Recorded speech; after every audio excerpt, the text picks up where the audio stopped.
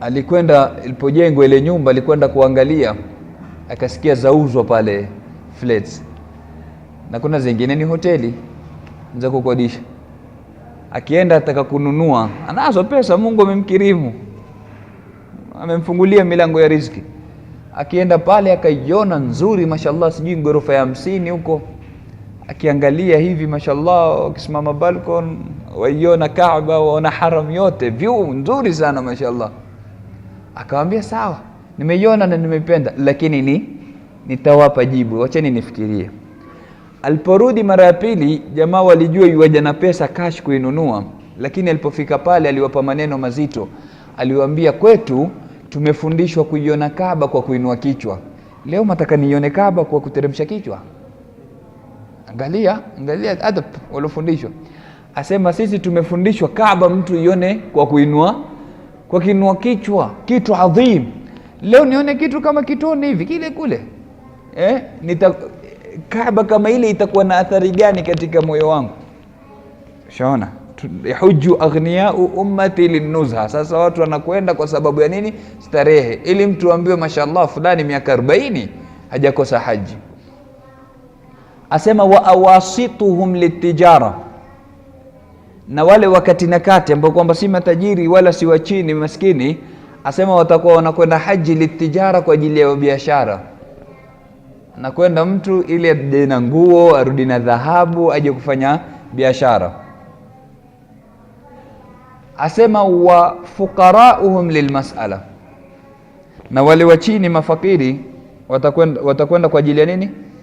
Kwa ajili ya mas'ala, kwa ajili ya kuomba.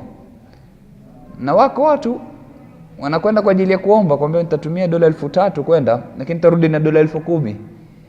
Najua nikienda kwa familia kina fulani, nyumba fulani Jeddah, nitapewa riali 100, wapi nitapewa riali 500, zikusanya. Mtu enda haji, lengo ni kwenda kuomba. Na kuna wengine ahdafu zao za chini zaidi, malengo mabaya kabisa. Akwambia bana, mimi mwaka huu naenda kuonja kuku wa Albek. Yasifiwa tu siku zote Albek bana, ashinda Kentucky huyo. Sheikh, watoka hapo enda haji kwa sababu ya kuku? Si uchinje kuku hapo upike ule. Yani watoka wenda, angalia malengo yalivyokuwa madogo. Mtu atoka hapa enda kule, ama mtu akwambia naenda kuiona saa kubwa duniani, ahdaf dogo. Dole al-Imam Ibn Ata'illah Sakandari, Mungu amrahamu, wakati wa zama zake walikuja watu kutoka haji, akawauliza katika maswali aliwauliza, kaifa kana hajjukum, haji yenu ilikuwa vipi? Waambie wapunguze sauti hao. Awauliza kaifa kana hajjukum, haji yenu ilikuwa vipi?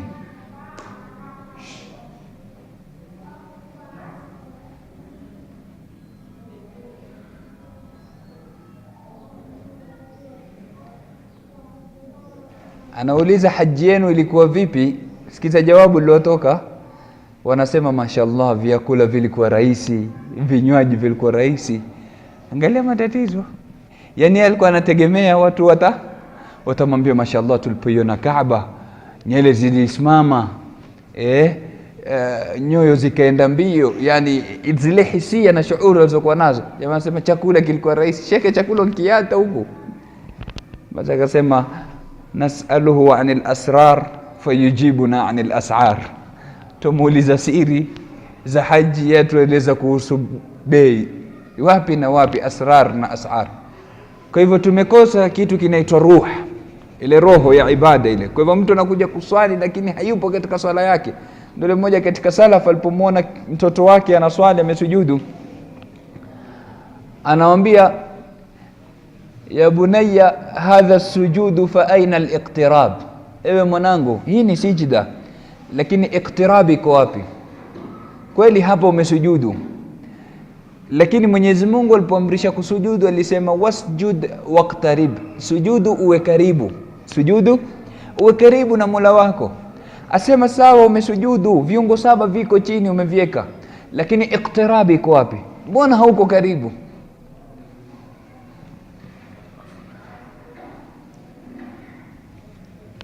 Sujud imepatikana, lakini iqtirab haikupatikana. Mtanisamehe leo kidogo sauti yangu haiko sawa.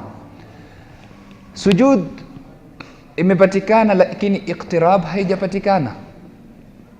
Kwa hivyo ndo tunaona tunakuja kuswali lakini swala zetu hazileti matunda kwa sababu hatuoni athari yake. Mambo tunayafanya vile vile tukitoka nje, maovu wacha tukitoka nje. Hapa mtu ukipiga salamu alaikum, yule uliyoko bavuni hujaleta tadhkari.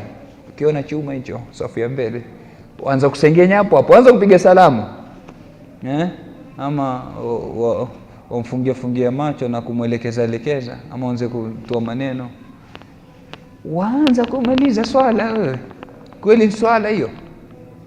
Naona salaf ridwanullahi alaihim kina Malik ibn Dinar, kina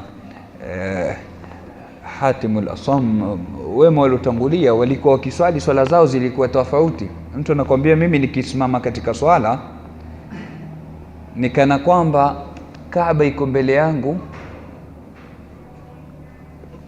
na sirati iko nyuma yangu, iko chini yangu afwan, na upande wa kulia pepo na upande wa kushoto moto, na malakul maut iko nyuma yangu. Hebu niambie huwa atakuwa na swala gani? Ikiwa hii ndio hali yake, anaingia katika swala mbele yake nini? Kaaba, nyuma malakul maut, chini sirat, kulia pepo, kushoto moto. Atakosa hudhur kweli huyu katika swala? Hawezi kuikosa. Ndio ile swala anayotaka Mtume, inna as-salatu tamaskunun wa tawadhu. Hakika swala ni utulivu na tawadhu, ndio itakapopatikana hapo. Naam, ndio maana Ali Zainul Abidin alikuwa akiingia katika swala kibadilika uso wake unatofautia, unapatikana tofauti katika uso wake. Anaambiwa, Sheikh, mbona ukiingia katika swala uso wako unabadilika? Anasema, mnajua naenda kusimama mbele ya nani? Mnajua naenda kusimama mbele ya nani? Mnajua naenda kuhutubiana na nani? Angalia shuur, angalia hisia walizokuwa nazo. Ndipo pale unapoambiwa ukisimama katika swala, takbira ya kwanza, takbiratul ihram, ukisema Allahu akbar, unajua hii maana yake nini? Maana yake yani kila kisokuwa Mungu, fikra za kidunia nini, zote zitupe nyuma ya mgongo wako, mweke Mungu tu mbele. Allahu akbar yani kila kisokuwa Mungu, mambo ya dunia, kila zote hizo zitupe wapi? Nyuma ya mgongo wako. Simama mbele ya akbar, simama mbele ya Mungu. Na madamu uko mbele ya Mwenyezi Mungu ambaye kwamba ni mkubwa, vidogo visikushughulishe. Kwa hivyo inna salata tanha anil fahsha'i wal munkar, swala yakataza maovu. Ina maana ikiwa maovu bado unayo, huna swala. Kwa hivyo swala ambayo kwamba ni ibada sha'airia haitakabaliwi ikiwa umekosa ibada tahamulia, unafanya maovu. Tukija katika saumu, Mtume sallallahu alaihi wasallam asema, man lam yada' qawla az-zuri wal 'amala bihi falaysa lillahi haja fi an yada'a ta'amahu wa sharaba. Yoyote ambaye kwamba hatoacha maneno maovu na kuyafanyia kazi, anakosa ibada taamulia, ibada ya kuamiliana na watu, badala ya kuambia maneno mazuri anawatolea maneno mabaya. Man lam yada' qawla az-zuri, ambaye kwamba hatoacha maneno mabaya, wal amala bihi, na kuyafanyia kazi, falaysa lillahi haja, Mwenyezi Mungu hana haja fi an yada'a ta'amahu wa sharaba, mtu huyo kuacha chakula chake na kinywaji chake. Hana haja Mwenyezi Mungu mtu huyo akae na kiu, akae na njaa mchana mzima. Kwa hivyo ili itakabaliwe saumu ni watu wasalimike kutokamana na ulimi wako, si watamkie maneno machafu. Sasa ibada hii ya sha'airia ikawa haitakabaliwi mpaka kupatikane nini? Ibada ya taamulia. Njoo katika zaka, katika kutoa, Mwenyezi Mungu asema la tubtilu sadaqatikum bilmanni wal adha, msizibatilishe sadaka zenu kwa manna na adha, maudhi na kujionesha. Yani mfuate mtu, mashaallah, kanzu yako bana hii nilokuletea kutoka umra iliyopita, yani yuko mbele ya watu, ataka kumhisisha ama ataka kuwahisisha watu kwa hii kanzu wewe ndio ulimletea kutoka umra. Sadaka umeleta lakini ushaibatilisha kwa sababu ya manna na kwa sababu ya maudhi. Nadhani atafurahia yule bwana ukimwambia hivyo. Kwa hivyo sadaka haitakabaliwi ikiwa kutapatikana nini? Kutakosekana ibada ya taamulia, akhlaq, ukawa utamwambia mtu maneno ambayo kwamba itakuwa ni yenye kumuudhi. Njoo katika haji, Mtume sallallahu alayhi wasallama asema mwenye kwenda haji akiweka mguu katika kipando chake, akianza kusema labbaik allahumma labbaik, asema wa maluhu min haram, ikiwa mali yake ni kutokamana na haramu. Vipi mali yake kutokamana na haramu? Yani amekosa ibada taamulia, amekwenda kudhulumu watu, akhlaqi amekosa, amekwenda kuchukua mali ya watu kwa njia ambayo kwamba si halali, akhlaqi amekosa, anakwenda nayo haji. Asema akisema labbaik allahumma labbaik, malaika humjibu mwambia la labbaika wala sa'daika wa hajjuka mardudun alayk. Haji yake pigwa nayo ya uso, taki haji yako sasa. Kwa nini? Kwa sababu ya kukosa akhlaq. Kwa hivyo takana tuwe makini. Ibada zetu za shairia hizi haziendi kokote ikiwa tutafeli katika ibada ya taamulia, na tukasema kiini cha dini ni akhlaqi. Tatizo tulokuwa nalo katika jamii zetu ni kwa mtu yuwaswali, yuwafunga, yuwatoa sadaka, lakini hakuna mwenye maneno machafu kama yeye, hakuna mwenye kuudhi majirani kama yeye, hakuna mwenye kukata kizazi kama yeye. Yani kila khuluq katika akhlaq zilohimizwa na Mwenyezi Mungu na Mtume sallallahu alaihi wasallama, yeye hayumo kabisa. Zitakufaa nini hizi? Mmoja katika wanawake wa Kiansar alifariki, maswahaba wakamfuata Mtume sallallahu alaihi wasallam kumsifia ibada zake, wakamwambia ya Rasulullah, mashallah fulani kana sawama qawama, alikuwa akifunga sana, akiswali sana, wakazisifu zile ibada zake.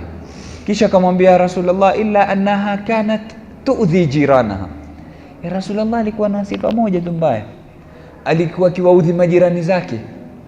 Mashallah kule kwenye ibada yuko sawa, lakini alikuwa akiwaudhi majirani zake. Mtume alitoa maneno mazito akasema, innaha finnar, yuko motoni.